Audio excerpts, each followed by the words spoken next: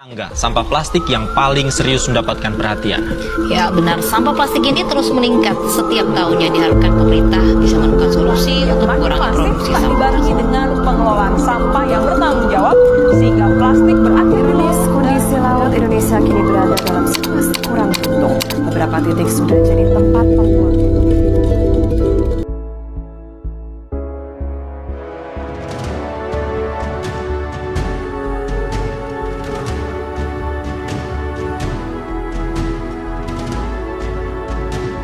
Oke, standby, kamera ready, sound ready, 3, 2, 1, action. Assalamualaikum warahmatullahi wabarakatuh. Halo Soekarno Muda Fatmawati Muda, perkenalkan nama saya Eliza Safitri. Saya mahasiswi dari Universitas Islam Negeri Fatmawati Soekarno Bengkulu dengan NIM 2523280013. Di sini saya dari prodi Tadris Matematika, Fakultas Tarbiyah dan Tadris. Di sini, halo teman-teman, pernahkah kalian berpikir apa saja yang sebenarnya dibutuhkan masyarakat untuk menjaga lingkungannya tetap sehat dan lestari? Hari ini kita akan membahas berbagai kebutuhan masyarakat dalam bidang lingkungan yang sangat penting untuk kehidupan kita semua. Yuk simak videonya sampai habis. Mari kita mulai dengan kebutuhan yang paling mendasar atau yang paling utama, yaitu air bersih. Air adalah sumber kehidupan yang tidak bisa digantikan. Masyarakat membutuhkan akses terhadap air bersih yang layak konsumsi, tidak hanya untuk minum, tetapi juga untuk memasak, mandi, mencuci, dan keperluan sanitasi lainnya. Menurut data dari Badan Pusat Statistik Indonesia tahun 2023, masih ada sekitar 8-10% rumah tangga di Indonesia yang belum memiliki akses terhadap air minum layak. Ini adalah masalah serius karena air yang tercemar dapat menyebabkan berbagai penyakit seperti diare, kolera, dan tifus. Contoh nyatanya di berbagai daerah pedesaan di Indonesia, masyarakat masih harus berjalan jauh untuk mengambil air minum sumber mata air dan atau sumur umum. Bahkan di beberapa wilayah perkotaan, kualitas air tanah sudah menurun drastis akibat pencemaran industri dan limbah rumah tangga. Kira-kira apa ya solusinya? Pemerintah dan masyarakat perlu bekerja sama dalam program penyediaan air bersih seperti pembangunan sanitasi, pengelolaan air, perlindungan daerah, resapan air, dan edukasi tentang pentingnya menjaga sumber air tetap bersih. Kebutuhan kedua yang tak kalah penting adalah udara bersih. Setiap hari kita menghirup sekitar 11.000 liter udara. Bayangkan jika udara yang kita hirup tercemar oleh polusi. Berdasarkan laporan air di tahun 2023, Jakarta masuk dalam daftar kota dengan tingkat polusi udara yang tinggi di Asia Tenggara. Polusi udara disebabkan oleh asap kendaraan bermotor, emisi industri, pembakaran sampah, dan pembakaran hutan. Dampaknya sangat berbahaya. Polusi udara dapat menyebabkan penyakit pernapasan seperti asma, bronkitis, bahkan kanker paru-paru. Anak-anak dan lansia adalah kelompok yang paling rentan. Contoh nyatanya ada pada saat musim kemarau. Beberapa wilayah di Indonesia sering diselimuti kabut asap akibat kebakaran hutan dan lahan. Aktivitas sekolah diliburkan. Masyarakat diimbau untuk menggunakan masker dan banyak orang yang mengalami gangguan pernapasan. Kira-kira apa ya yang perlu kita lakukan? Yaitu dengan mengurangi penggunaan kendaraan pribadi, beralih ke transportasi umum atau sepeda, penanaman pohon yang lebih banyak, dan mendukung energi terbarukan. Kebutuhan selanjutnya yaitu kebutuhan ruang terbuka hijau.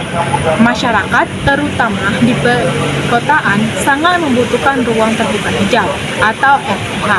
Ruang terbuka hijau adalah area yang ditumbuhi tanaman dan ketumbuhan untuk mendukung manfaat ekologi, sosial, dan estetika. Menurut Undang-Undang Nomor 26 Tahun 2007 tentang penataan ruang, setiap kota harus menyediakan minimal 30% ruang terbuka hijau dari total luas wilayah dengan rincian 20% ruang publik dan 10% privat. Di Indonesia yang belum mencapai target ini, contohnya ada di Jakarta, hanya memiliki sekitar 10-12% ruang terbuka hijau dari yang seharusnya.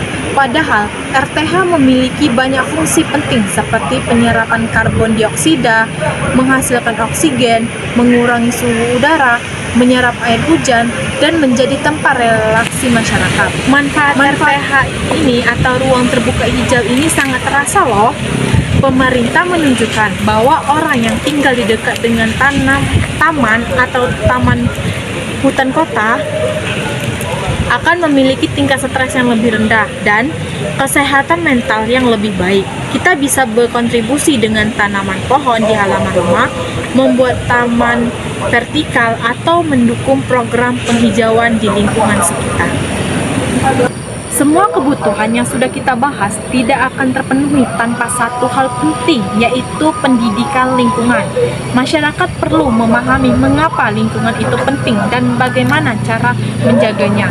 Pendidikan lingkungan harus dimulai sejak dini, dari tingkat sekolah dasar hingga perguruan tinggi, bahkan masyarakat umum. Sayangnya, kurikulum pendidikan lingkungan di Indonesia masih belum optimal dan seringkali hanya sebatas teori tanpa praktik nyata.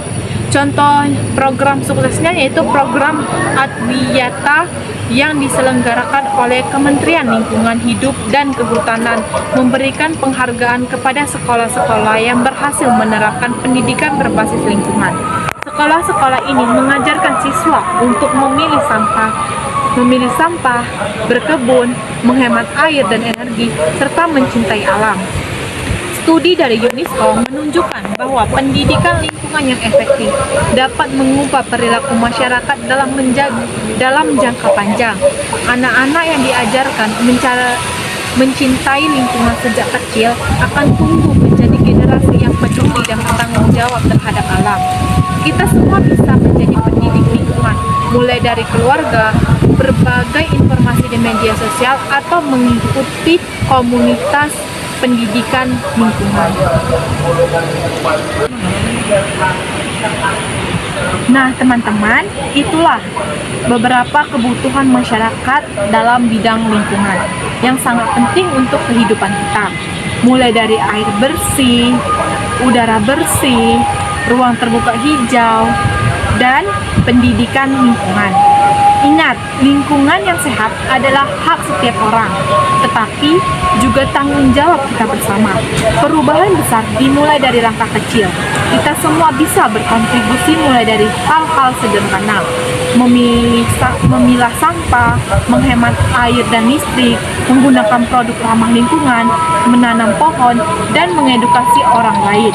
Seperti pepatah bijak mengatakan, kita tidak mewarisi bumi dari nenek moyang kita, tetapi meminjamnya dari anak cucu kita.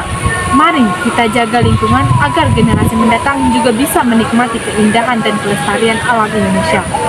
Itu saja yang dapat saya sampaikan. Apabila ada perkataan atau perbuatan saya yang salah, saya mohon maaf. Saya akhiri. Wassalamualaikum warahmatullahi wabarakatuh.